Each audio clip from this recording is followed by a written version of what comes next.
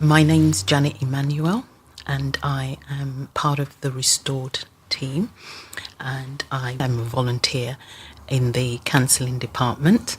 Today I'd like to talk to you about utilising basic counselling skills to support others. And these counselling skills may be used by a team member, a cluster leader, or a pastoral team member. And such a person uses the skills to help support someone going through a tough time. And that tough time could be a bereavement, a loss of job, or a difficult relationship. So I'm going to go through the basic skills, and just to let you know that anyone can actually learn and use these skills.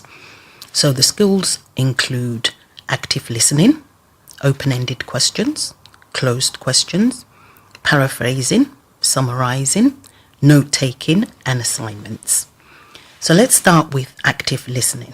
So active listening is listening out for what the individual is saying. It's actually said that the individual's tone is 38% of communication, an individual's facial expression and an individual's body gesture is 55% of communication. And really what is said is only 7% of communication. So we're talking about helping the individual go through certain challenges and get through them. So the helper only speaks to find out if a statement or statements have been correctly heard and understood. The helper conveys empathy, acceptance and genuineness. And the helper needs to keep the tone of their voice and body language in check, as they need to make the individual feel comfortable. So basically the helper needs to watch their body language, their tone, and also they need to make sure that they convey empathy, acceptance and genuineness, so they're not actually judging the person.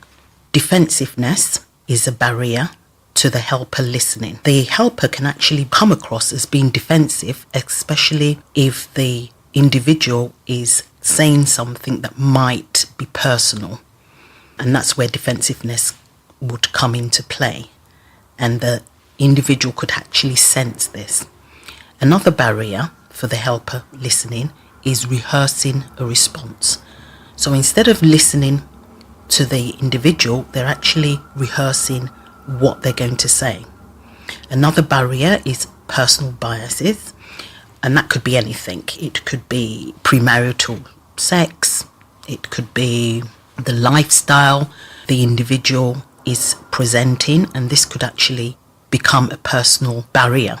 Another barrier to the helper listening is interrupting, and that's the reason why it's so important for the helper to keep quiet and listen to what the individual is saying. Another barrier is tiredness. I mean, it's quite obvious. You can't listen to somebody if you're tired. So that then becomes a barrier. So I've spoken about the barriers to the helper listening. I've also spoken about the first skill, which is active listening. I'm now going to talk about another skill, which is open-ended questions. And open-ended questions are used in order to gather information.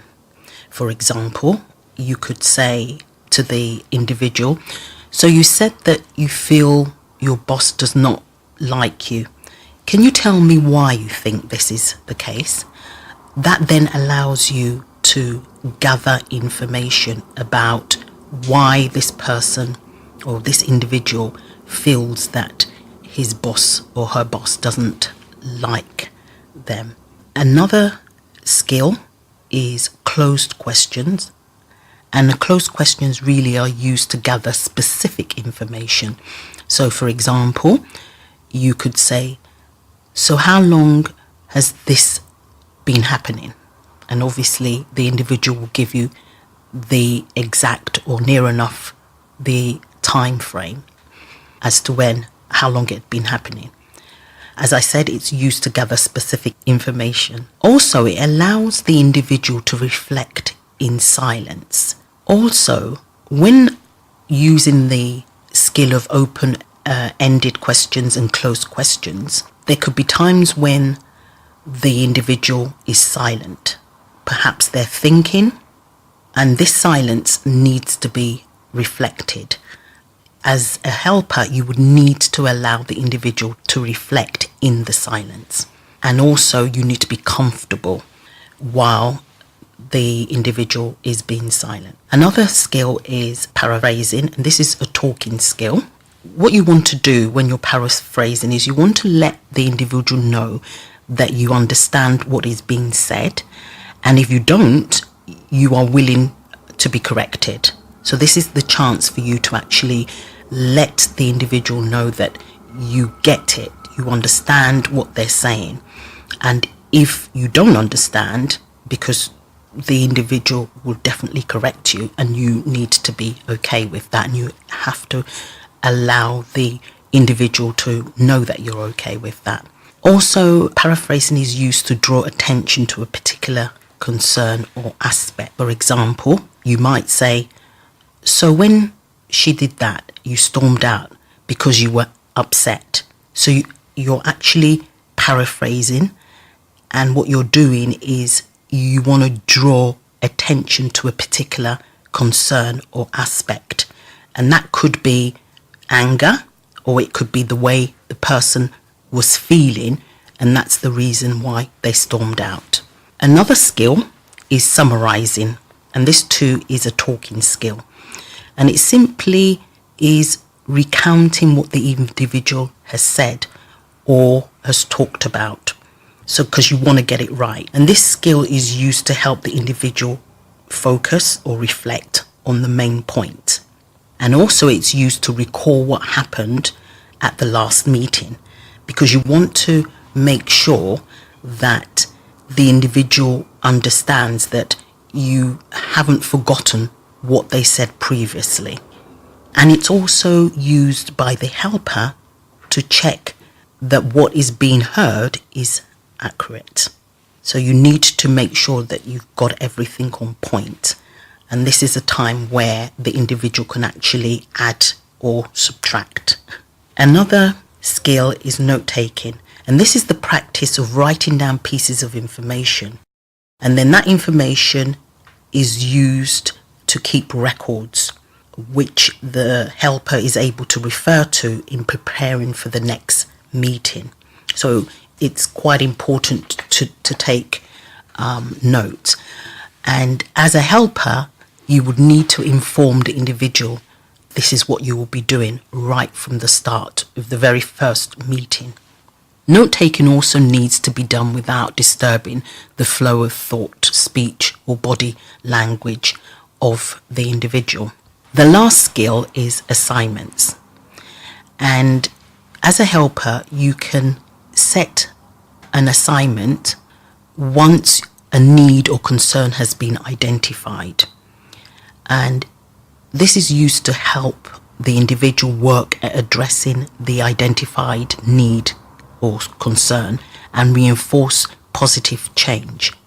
So, for example, you could set an assignment of reading a recommended book, a scripture to memorize, or an audio message, or even something to research on the internet. So that brings me to the end of the counselling skills. I want to read a passage from the Bible in Proverbs 20 verse 12, and it says, "Ears that hear and eyes that see, the Lord has made them all."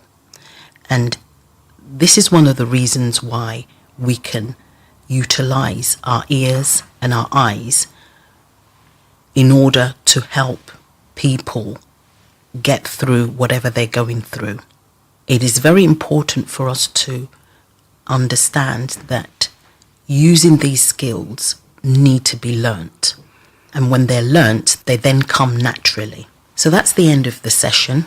I do hope that it was useful, and I hope that you will be able to take on board these skills in order to support others.